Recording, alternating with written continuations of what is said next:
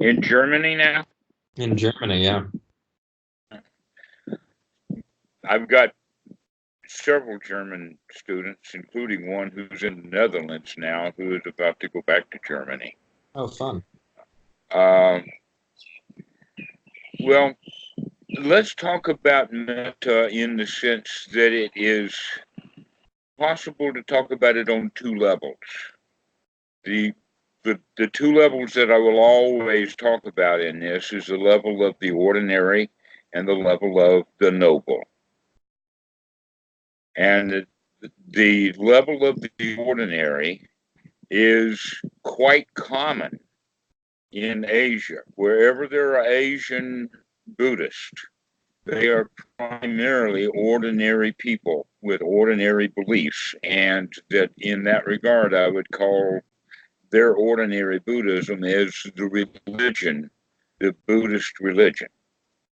And then make the distinction that within that uh, Buddhist religion, and all along since the time of the Buddha, that there has been the noble teachings of the Buddha, but over time there has been more in baggage and stuff around it. One of the main things would be that when the noble Dhamma comes to Thailand, in its, let us say, in the really, really old days, that the people there already had their religion. They already had their magical beliefs.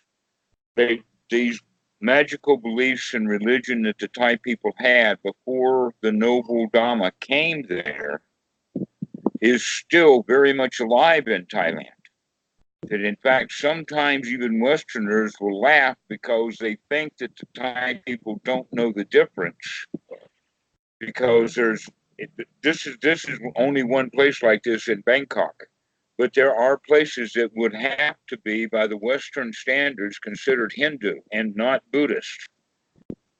The Thais don't make such a distinction, but here you've got a temple that's got Ganeshas and it's got a lot of fancy multicolored paint, and it's got all of the deities and all of the incense sitting out there with things to do their little pujas with, which means to take some of the cumin or whatever the powder is and put on their face and all of this kind of stuff. And on certain days there is a parade that's moving out of the Buddhist temple into the Hindu temple. I mean, it's like a not just a parade; it's almost like a line, standing in line, going from one temple to the other. And this looks like that the Thai people are confused, but the Thai people may know what they're doing. But there's also some stuff about Thailand that um, is unique. One of them would be the spirit houses, and also the altar that is going to be in every home. That most Westerners go in and look at that altar and they say, "Oh, that's absolutely a Buddhist altar." But you'll also find little goats and animals, a pig or whatever like that, a little statue of it, all over the place in this. And in fact, no, that whole system is part of the animism of Thailand that it came. So Buddhism, in its core, came in and then started spreading more and more of the noble Dhamma within the Thai society to mostly in the teaching of morality. That's the main teaching that starts with Buddhism is to let them stay in whatever belief system they have, but teach them within that belief system morality. Hmm. All right, and that metta and the Brahma Viharas is one of those things that is used on then both levels. That in fact the actual thing is that the Brahma Viharas, by their very name, you can imagine, weren't originally Buddhist anyway. And that one of the big problems that the word Brahma Vihara has is that many people will think that word means a god. Well, if you want to leave it at that ordinary level, you can say yes. But if you use it in the noble sense, then the noble definition of the word Brahma is in fact just merely high class or high quality. That's a much better way of looking at it. And so there's many places in there which they will have statements like Brahma Manusanam, and the Manu is the human, and then the Brahma, and many people will mistake that for the Brahmins being gods. While the whole landscape is filled with human beings called Brahmins. And that's kind of funny then that distinction is between man and God rather than distinction between ordinary people and high quality or high class people. That's the real thing. But the normal people, if they think that all of the high class people are actually gods, then that may be okay. But then to think that, oh no, the gods are up there someplace and these high quality, high class people are not gods at all. In fact, they're our enemies. Then the whole system kind of falls apart. So now let's look at it as the Brahma Viharas can be either seen as the home of the gods or the home of the high class. Now, actually, it is really high class, the whole idea of metta. The word metta actually translates very well as friendliness or kindness. But the Christians got a hold of it when they translated it, and so naturally they can't use a really easy language translation. They have to call it loving kindness.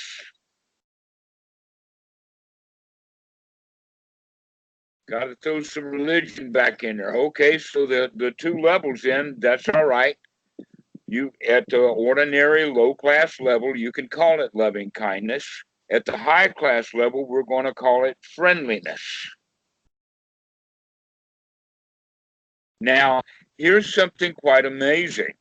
That at one time there was a conversation between the Buddha and Ananda, where Ananda had heard one of the teachers say that friendliness was half of the Buddhist path. It's half the path. Half the work you've got to do is to be making friends with people. And when Buddha heard that, he laughed and he says, oh no, it's the whole path. The whole path of the Buddha, then, when taken in the high quality level, is the whole path. Metta should be done from the very beginning right through the very end. But we've got some important friends to make along the way. And ultimately, the friendship is ever expanding to the point that you become friendly and friends with everybody. You do not hold back on that and hold that they're different, or they're in a different tribe, or they're a different color, or they have a different religion, or they've got a different weirdo, stupid, non-noble view of Dhamma. Therefore, they're low class. Oh no, everybody is the same. Everybody suffers. And we have to take it like that. Or actually, trying to get out of an old habit, I use the word suffering when we are actually talking about dukkha. But as we know, the Christians did the translation, so we're lined up with the word suffering. A much better word to use would be the word dissatisfaction. They were dissatisfied with things. They're not up to scratch. I'm not suffering, but I still want to make something better or change it somehow because I'm dissatisfied with the way it is. Yeah. Okay, so that's really what we're looking at is sukha and dukkha, is satisfactoriness or unsatisfactoriness. And that's basically, again, the entire teaching of the Buddha. That's the whole path. Can you come out of your unsatisfactoriness and come into your satisfactoriness? So long as you're dissatisfied, that means you're dissatisfied with some people. But when you become satisfied with everything, then you can be friends with everybody. And so this idea of friendship is, in fact, the whole path. So the Buddha does have a path of metta, But at the ordinary level, it doesn't quite match up to bringing one up to the state of nobility. There's some problems with the way that it's taught, the way that it is taught. So first we'll talk about how metta is taught at the ordinary level, which has a few problems with it. And then there's the metta that's practiced at the noble level, where it's really, really useful, really valuable, necessary even. I've got to make myself clear because I've had at least one student say, oh, well, Dhammarato's against metta. And I said, no, I'm not against it. I understand it correctly. And by doing so, I have to make sure that there's two levels. One of them is, in fact, still subject to suffering, and one of them is freedom from suffering. Therefore, one of them is unsatisfactory, and one of them is satisfactory.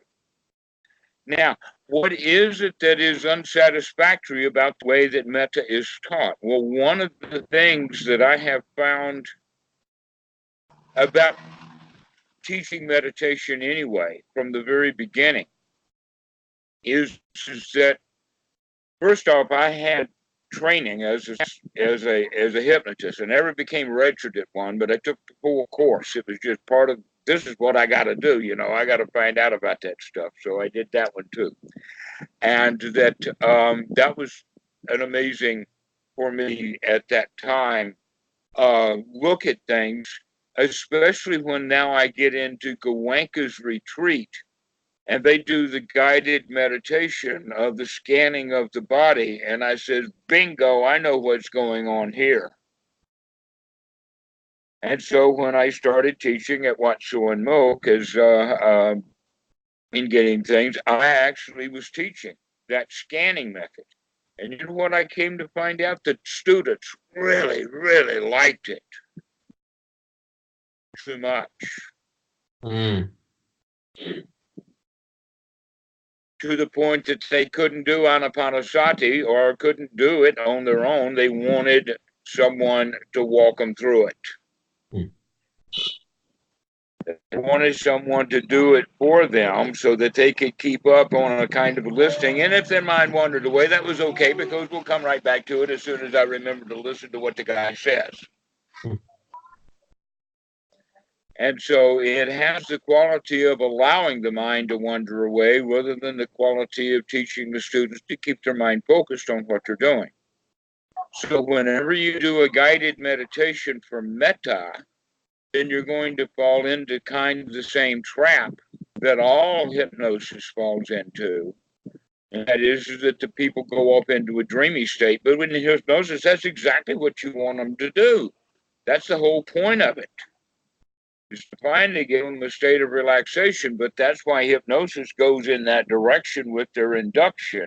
But the induction for Goenka is to get them to do Vipassana, and that makes it even more difficult to do Vipassana on their own. Mm. And I've seen that happen over and over again. It wasn't like, I wonder if that's true. It's like, oh no, I'm going to have to stop doing these guided meditations because they're not beneficial the way that I thought that they were. So when you see the guided meditation style of the metta, what winds up happening is that the students really like it. And the way that it's often done, it uses these hypnotic suggestions and other things like that to bring on an emotional state, especially if it's at a particular later phase of the metta trip, is that you open your eyes and you look at metta with everybody, and then everybody really starts to feel good and warm and gushy together. But if that's the case, then they'll go away with that memory, and then they'll want to have that good, warm, gushy feeling together again. Only now they've got to do it on their own, and they don't know how to do it because that was in a group setting and it was done under particular setup conditions. And so there are dangers in the way that that is taught. The next problem with it is that it can really go too far in going into levels of magic. For instance, imagine that you were a beacon of light. Well, you're not a beacon of light. You're a human being. Open your damned heart already, and let's stop playing these magical games of beacons and light shining all over the world. Mm. But the most disadvantaged part of this kind of metta practice is when it gets down to it, may I be happy. That's a wish. May I be happy. Like someday may I be happy. Around the corner may I be happy. Or when I get a lollipop, maybe I'll be happy. You see all of that future-oriented sort of wishy-washy, or actually wishy stuff that is at the foundation. It is a loser's victim's attitude. And so what happens with that kind of metta is that it winds up not being nearly as effective as it could be if it were taught on a noble level. I'm not saying it has no advantages. I'm saying that it has some disadvantages. It's a mixed bag when it's taught at the ordinary level. It normally is. So if we can dispense with the guided fantasy trip, and if we can dispense with the loving gratitude of the teacher and get the teacher out of it, so that we can get down to, and by the way, we want to take all of the other people out of it too, so that we can get down to who's doing this metta and for what purpose anyway. We begin to strip away all of the factions that you will find in any kind of formal way that meditation guided for metta is done. We're going to do it in a completely different way so that it works. That sound like a good idea? Yeah. All right. Well, here's one of the things that's underlying all of that I've said, and that is what I'm saying, I'll say it right out loud, is that while the people are doing that kind of meditation, metta meditation, the mind is not fit for work. However, it's possible that during that meditation, the mind will become fit for work. But it was almost like accident. It's like the people worked themselves up to it without really knowing what they were doing. That's that warm, really gushy feeling that they had when they opened their eyes and they had metta all together and all of that. But now they can't repeat it. But if our foundation is that warm, gushy feeling, if we are capable of having a mind that's capable of putting us into that warm, gushy feeling state, a state that's really satisfying, really nice, that's the place to do metta. If you've got it, now you can spread it. Mm. That the ordinary metta is trying to spread something that you don't have in the hopes that you can somehow manufacture it or make it up on the spot so you can begin to spread it. Mm.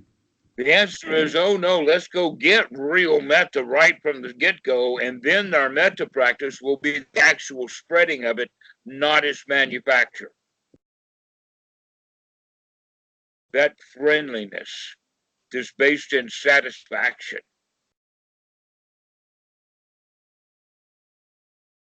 All right, so now let's look at anapanasati and its relationship to metta, or in another way of saying, let us see how metta can be incorporated into anapanasati so that the two of them can benefit each other, specifically at a more noble level. So one of the things that we are talking about here is getting the mind fit for work. That's Bhikkhu Buddhadasa's term for getting the mind in a state where various factors are gathered together. one of the most important one is that we're going to get the mind free from all of those people that Metta has been trying to focus our Metta on. So let all of those people go. Get them out right now. We're not ready to do Metta. We're ready to clear the mind and clean out the mind.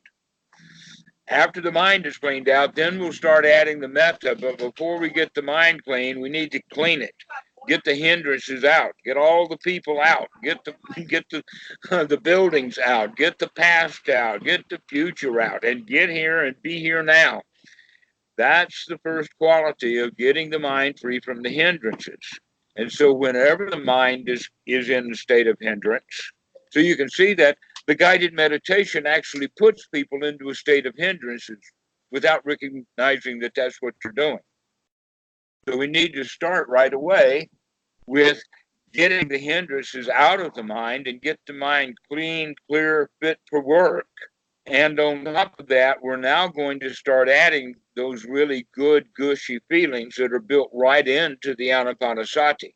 And that's what we call step number 10 of Anapanasati, is to gladden the mind. Mm. Okay? Well, one of the ways that you can gladden the mind is with your own kind of little Metta routine. There's many things that you can do to help gladden the mind. One of them would be, this is another monk, Bila Maramsi, that recommends thinking about puppies.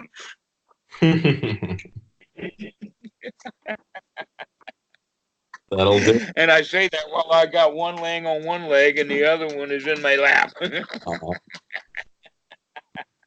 We'll love puppies. But thinking about good things, okay? So thinking about, wouldn't it nice, not for any particular person, but just wouldn't it be nice if society was in a state of friendship? Mm. And in that regard, isn't it a little bit my job to experience that friendship? Yeah. Okay, so this is what we're actually meaning is what hindrances are unwholesome states and unwholesome thoughts. And we're going to start putting wholesome thoughts and wholesome states into the mind. And we have to recognize that we're going to do that. That we're not going to let the mind wander away. That we're going to come back and we're going to do our trick. That's sati. And it's also step 9 of Anapanasati, to experience the mind, to see the mind, to know, is it fit for work right now or is it full of crap? Yesterday's crap. So, if we have the mind then clear from it, then we're good to go. But here's the thing, if we immediately go into gladdening the mind, while we're gladdening the mind, that actually is chasing the hindrances out. You can't gladden the mind and have the mind full of hindrances. It doesn't work that way. So just merely gladdening the mind actually has chased out the unwholesome thoughts already. And so that now, by the way, thinking about puppies, that gladdens the mind, but you can also say, well, wait a minute, you're already being friendly with those puppies. There's already some element of metta right there, just like thinking of puppies. But you could think of anything like that, but the important thing is that you're chasing the hindrances out of the mind. And in that regard, you're changing your attitude, because before you were under the hindrances, you were subject to them, they ran the show, and now you do. Mm. You caught them. Aha, I caught you, hindrances. Aha, I see you. That's the major change, is the change is here in attitude alone. And that's actually the major benefit of any metta practice anyway, is to change the mind from one attitude of being afraid, insecure, unsatisfied, unhappy, into a state of let us say, a beneficial mind is willing to spread the joy or spread the satisfaction or spread the happiness to all people.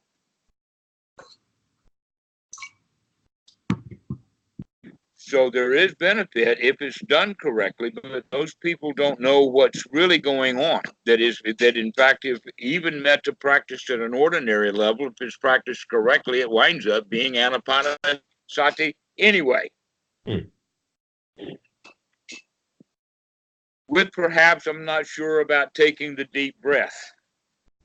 Because that's a key ingredient for anapanasati is whenever you come back, you're going to say, I see that.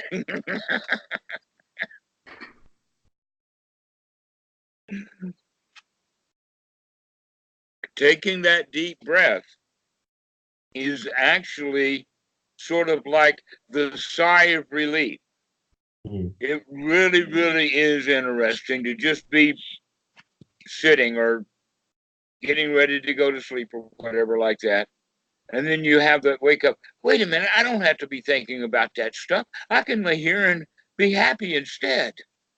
Why should I think about that email that's going to be written tomorrow? Why should I think about going and talking to the boss? Or why should I think about that argument that we had or the argument I want to have? Just no. I'm going to sit here or lay here and be happy and enjoy the moment.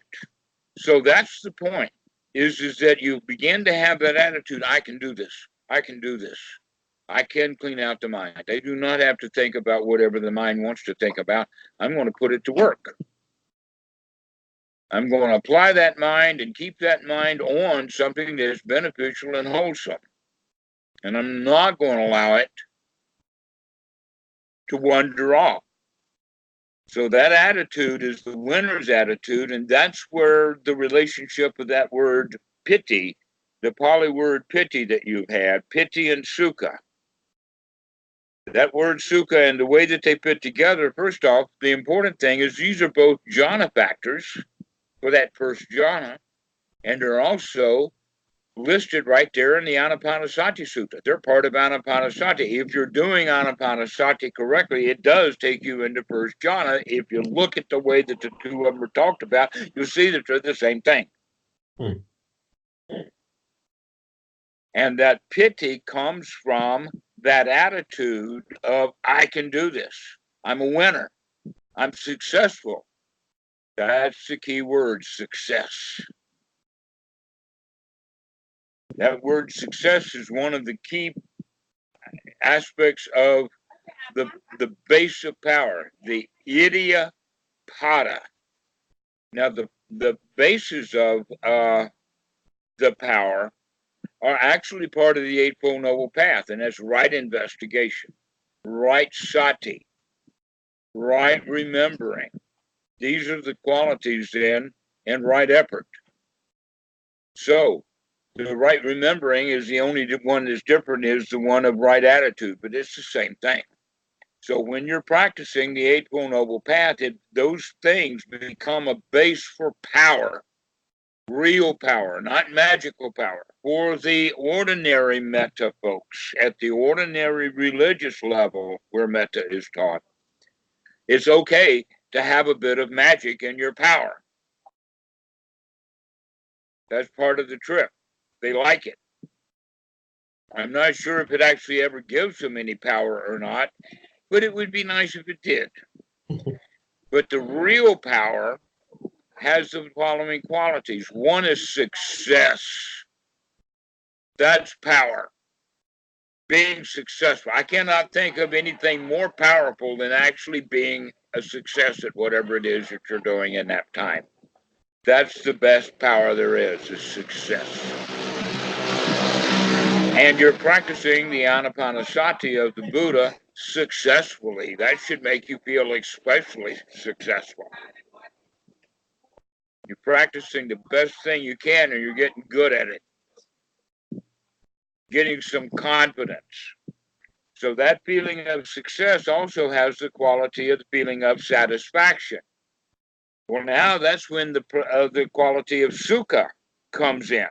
Because sukha is actually satisfaction as opposed to dukkha, that is unsatisfaction. So being able to get into the first jhana is actually a fulfillment of the third noble truth, freedom from suffering. How can you be free from dukkha? Is because you've got sukha. Simple as that. Sukha. And that sukha is right there in the Anapanasati Sutta, and it's a factor of jhana. So that's the way that we get going here, is we've got to get ourselves into a state of satisfaction. The process of doing that is also the process of becoming friends with yourself. You become satisfied with who you are. You become satisfied that you can do this practice. You become satisfied that this moment is a good one and I can do it again. Over and over and over again, I can bring myself to a state of satisfaction. I don't need a guided meditation to do that.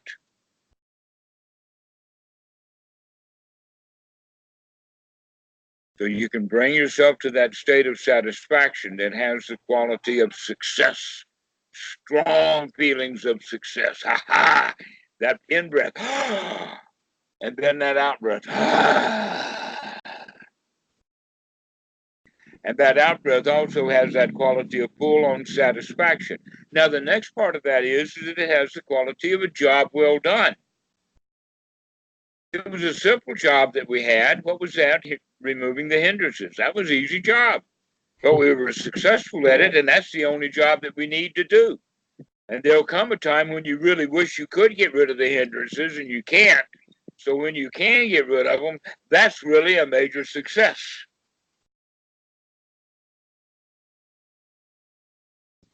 And you know what I mean by that, of the hindrances, in the sense you get stuck into something and you just can't let it go.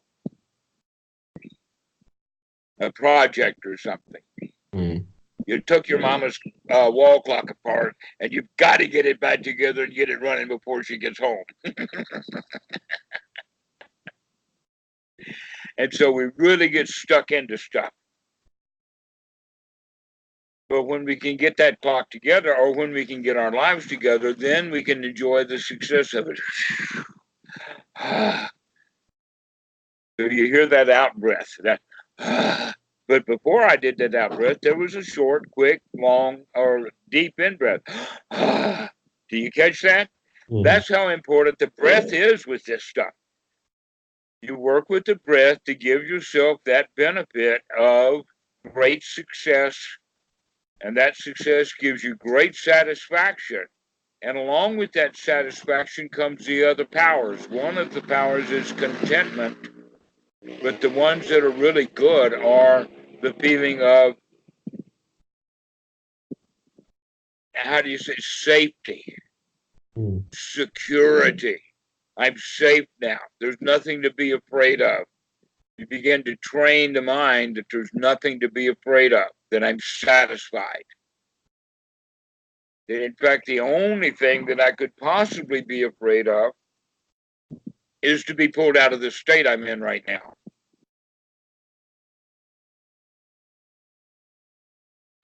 So this is where we actually then put the mind to work to maintain this state that we can get into through working with the satisfaction and the success and the gladdening of the mind. And you can see that we're working with feelings and mind very directly here. This is the practice of anapanasati, so that you can get the mind in a state so that you can put it on guard, so that what stuff does come up, you can deal with it easily. Like with the thoughts, you can say, never mind, start again.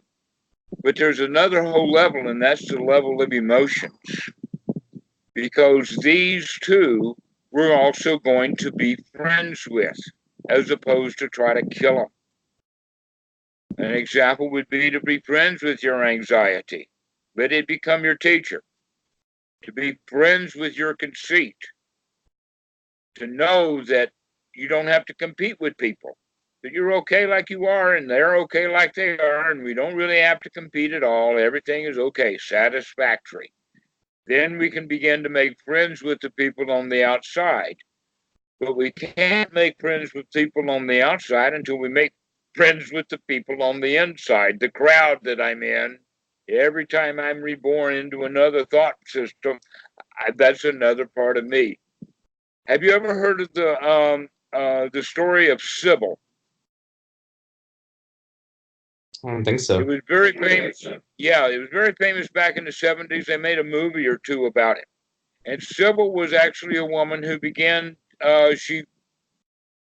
she began to reveal multiple personalities to her psychiatrist. It's called multiple personality disorder. Guess what? Everybody has multiple personality disorders. You're happy today, you're angry tomorrow, you're pissed off at that thing, and then you're okay with it, and then you want this, and then you get it, and now you don't like it anymore, and you know what this is about. We're just reborn into one really weird human being after another. And that's our lives. Yeah. And we think that it's all the same one, and it's not. We're a crowd in there. Mm. And so we begin to see that crowd in a friendly way. Oh, yes, I see that anger. Yes, I know him too. Ah, yes, I know that anxiety. I can see him too. Let's put him to work. And in the process, then, the mind becomes more unified. This is what samadhi is all about, is when we become unified and whole and we're not driven by emotions. Mm. So that we become this or that or the other thing. We're just the same all the time, which is generally boundless joy. There's no end to it. There's no new personality going to come up and mess with the darn thing. You like it is. You're satisfied with the way things are, and you're going to keep it that way. And when you get into that state, now you've gotten what you need to do to live your life. But one of the things that we need to look at is that the distinction between the things that you're going to allow into your mind as a thought and the things that you're not going to allow. Because if you allow the wrong things into the mind when you're in a state of um, success and satisfaction, is unwholesome thoughts like hindrances will pull you out. So you want to make sure that the kind of thoughts that you begin to have, not just in your sitting meditation, but throughout your day, don't think about the past. Don't think about the future. Be on guard for that. No, I'm going to be happy and satisfied with today. Yesterday is already dead and broken. Nothing can be done to fix it. Tomorrow, who knows what's going to come? No need to plan. Unless you're on an island and you have to take the truck in on the ferry. You got to have a day's ticket in advance because they fill up those ferries. But other than that, I can't think of anything we're planning on. Mm. Maybe an airline ticket or two. But other than those kind of plans, there is no reason to make any plans. Get out of the future. That's especially true while you're sitting on the cushion. Yeah. Booking airline tickets while you're on the cushion, that's not going to work for satisfaction.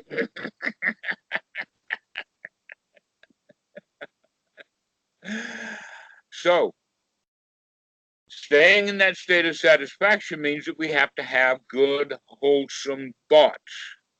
I cannot think of a better, more wholesome thought than thoughts of metta.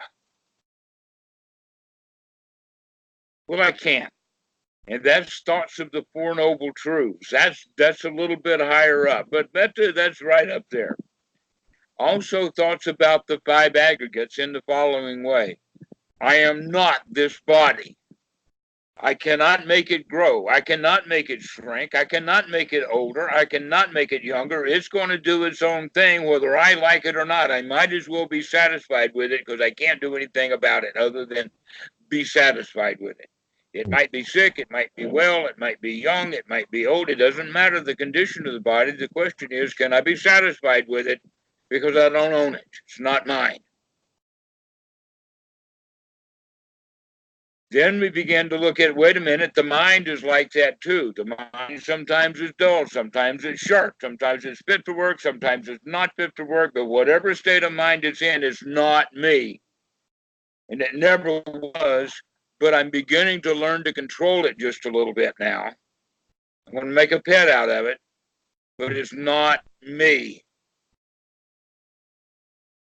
And we're already beginning to have fully good control over what the thoughts are, but none of the thoughts that you can have are me. There's not a thought that you could ever have that would actually be a you, but that's exactly what happens with people when they're not thinking straight. They're thinking selfishly in the sense of making the self exist in the form of a concept. We conceptualize the self. So watch out for doing that. Watch out for conceptualizing and instead just enjoying. And you can also reflect upon how the Four Noble Truths, especially the Eightfold Noble Path, got you into this state with right view, right sati, right effort, and right attitude. And that's bringing the mind into a unified state. The mind is becoming noble like that. And so now you've got some really valuable things going on. That's Metta, is to want to share that, to let that grow.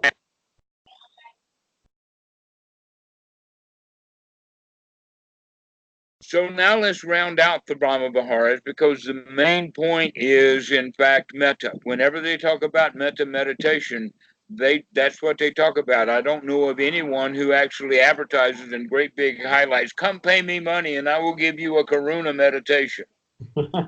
No. And I don't see anybody out there doing mudita very much at all. All right, so let's look at that other stuff. First off, upekkha is a really good state. We're actually already talking about the state of upekkha. The place of upekkha is satisfactory. The place of upekkha is when things have become pacified in a way that we call it balanced. And this is what we mean by upekkha, that has been translated into an English language word that, like the word mindfulness, I've never heard it before until I heard it in Buddhism. Buddhism's got some really weird English language words all their own. Do you know which one I'm talking about? It's called the word equanimity. Right. Have you ever used that word? Ever in your whole life?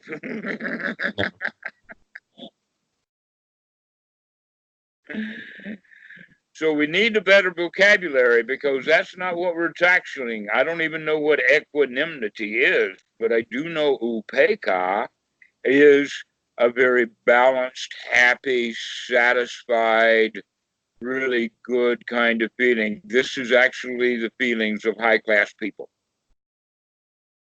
Not high-born or high rich money people, but high class. This is the Brahma Viharas. Okay, so upekkha at the top, unfortunately, when practiced at the ordinary level that we have talked about by doing a metta meditation, nobody does a upekkha meditation. Not only that, but in that system, it's really hard to get. But within Anapanasati, we go directly for upekkha. That's the goal. Get into that state of satisfaction.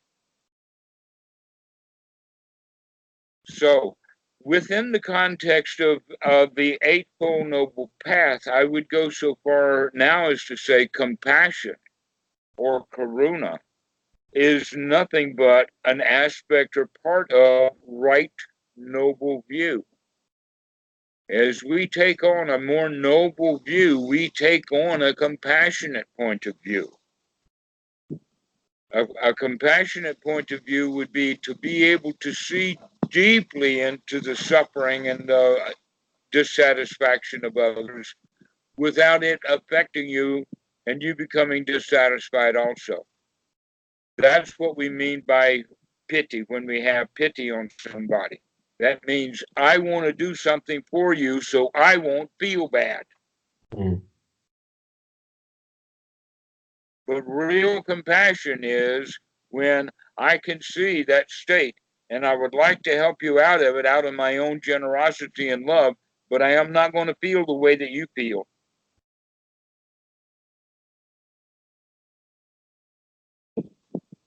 And so one would be then the noble compassion is to stay above that suffering, see it deeply, see it correctly, be able to notice when you're in conversation how other people are feeling.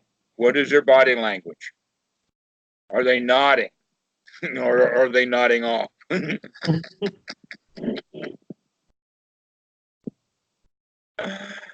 So watching what's going on is part of it. In fact, you could also say that anytime that you're in conversation or in a group, to be here now means to be there with that person or to be here with that group. Again, that's friendliness.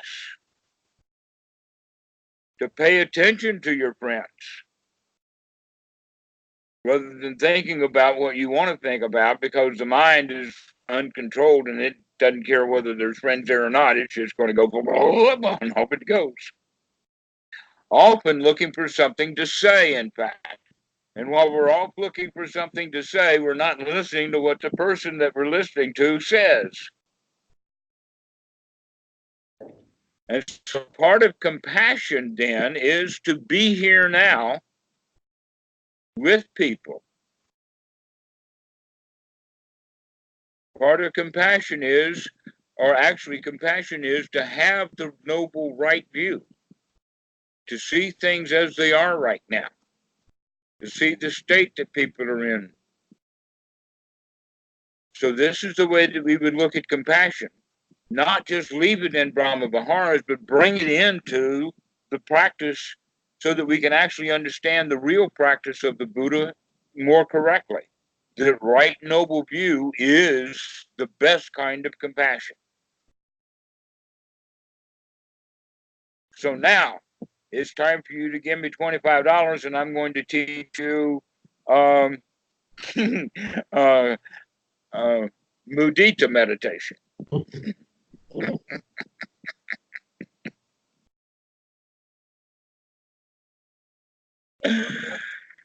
Mudita is often referred to in the sense of sympathetic joy. And that quality we need to look at because that quality of human existence is there and we need to start paying attention to it when it's there. In fact, we're actually kind of going back into compassion now when we talk about the fact that everything is in sympathetic vibration with everything else. That's part of us being in the universe, is that we're resonating and vibrating along with so many other things. And so we're just making a really, really complex but very harmonious note or chord. And we're plucking our magic clanger and we're vibrating. And whatever we're vibrating, that's what we send out. And what other people are vibrating, they send to you. For instance, if you're angry or someone is angry with you, the intended thing for the person who is angry is to get other people angry. And most times they will cooperate. Why? Because we're in sympathetic vibration with one another. This goes back, it's instinctual even. Right down to the nesting instinct. While we're in presence of other people, we're actually in the same nest in a way. And so we sympathetically vibrate in that nest. So from the nesting instinct, we actually connect and communicate with people. If we didn't have that ability, you would not have any rock stars. You wouldn't have any concerts or any of that kind of stuff because that kind of stuff doesn't move you. The fact is it does move you. Understanding that these vibrations move you, you can start to pay attention to them so that you choose which way you're going to be moved and which way you choose to move other people. So back to our ordinary versus noble. The way that it's taught at an ordinary level is remember, may I be happy? I'm not really. So one of the ways I'm going to go get happiness is that I'm going to go get joy from somebody else. I'm going to siphon some off from them. I need someone more joyful. So the example is that you want a job, and so does your workmate. He's the manager has been promoted upstairs, and one of the two of you are going to get that job, and then it's him that gets it. How are you going to handle that? Well, if you handle it with sympathetic joy, that means you're going to be happy for him. You might even invite him to lunch, or if you're really happy for him, you'll take the whole work group out for supper in celebration of his success. If you do that, you'll make good friends with him. But if you remain in the state of jealousy, then you'll wind up being not such a good employee, and you may even lose your job. Up to you. Are you going to take the loser's mentality or the winner's mentality? But this is still kind of at the ordinary level. So if you can practice it like that, that means that you can take the joy from another person and you can benefit from it. But at the noble level, we've got another plan. The new plan is that we're already successful. We're already satisfied. We've already got that joy. Our job now is to sympathetically vibrate the joy to others. Because the likelihood is that nobody's happy. Even when the guy got the job, he wasn't completely happy. Now he's saying, oh, I don't know if I can do it or not. And Bill really did want it. And and so it's not pure joy anyway. Nothing is ever pure. Everything has dissatisfaction in it until you learn that that's what you're going to start eliminating out of your life and become satisfied. So now that you've got a state of satisfaction, the best satisfying thing that you can do with it is to help other people become satisfied, to help them to become joyful, to spread the joy, even as simple as a smile. Just smiling at people. You'd be surprised at how effective. I don't know why it's that way, but there's something about the muscles of the face that's directly wired right into the brain. And when somebody comes out of that loser's position into the winner's position, that's what happens. They smile. Mm-hmm. So this is the way that I would cover the Brahma Viharas, that it's to be done in sympathy with or in combination with the actual practice of the Buddha, and then they become even more effective. They become bound in. They become part of the practice of Anapanasati.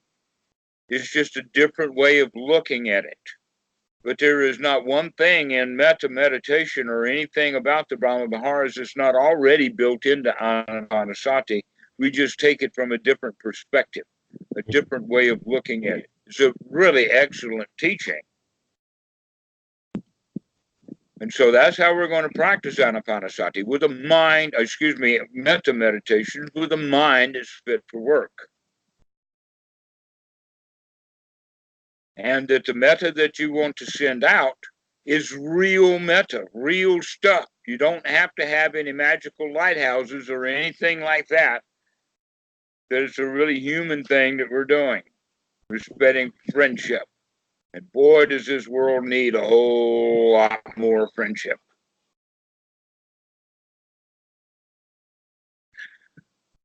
Do you have any questions about this? No, it's been very illuminating. Well, now you've got the mind illuminated.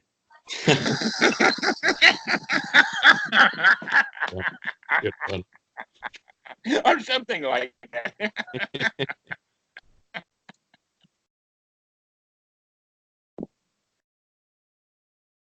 All right. Do you have any questions or anything, huh? No. You got it. I think I'm good. I think I got it.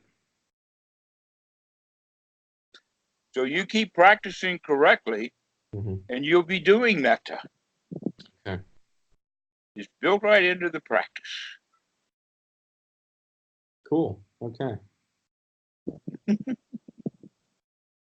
Just keep that mind fit for work and make sure that you don't let the hindrances in. Make sure that you're thinking about wholesome, happy things. Puppies. It's so easy, isn't? That's the thing that's so amazing is that we just all we have to do is basically two things because we already got it now. The two things that we have to do is to remember to crank up the joy. Those are the only two things that we need to we need to remember to crank up the joy up to the level of satisfaction. Hmm. Yeah, sati. It's the most important thing. Yeah. All right. Well, we'll be waiting for the next article. All right. Max, we'll see you later. This has been really delightful. I'm really glad that you're enjoying this. Yeah, it's been great. Okay, bye bye. All right, cool. Thanks. Bye-bye.